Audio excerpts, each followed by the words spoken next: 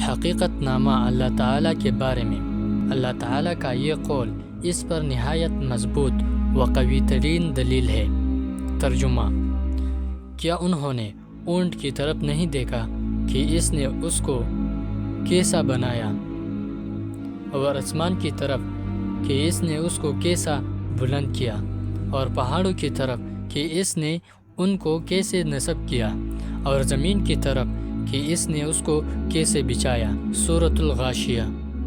لیکن یہ دلیل اس شخص کے لیے ہے جو اپنی عقل کے ساتھ غور و فکر کرے اور ان کے ذریعے قدم باری تعالی اور اس کے محدث ہونے پر استدلال کرے۔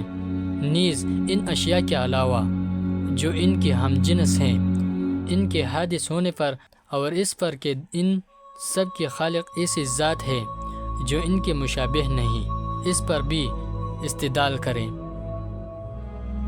ہمارے رب تبارک و تعالیٰ نے ان اشیاء پہاڑ، زمین، اونٹ وغیرہ کا جو ذکر فرمایا ہے، ابن آدم ان پر باربرداری منتقل کرنا، کودنا، چیلنا، گرانا وغیرہ تصرفات کرتا ہے۔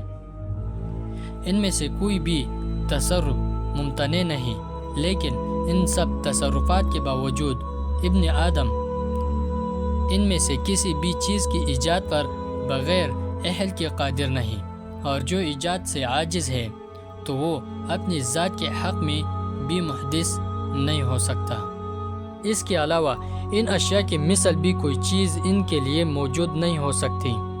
بس حقیقت یہ ہے کہ ان کی وجود اسی ذات ہے جس کے ارادے میں کوئی چیز حائل نہیں ہو سکتی، اور نہ کسی چیز کا احداث اس کے لیے ممتنع ہے، اور وہ اللہ تعالیٰ کی ذات بابرکت ہے۔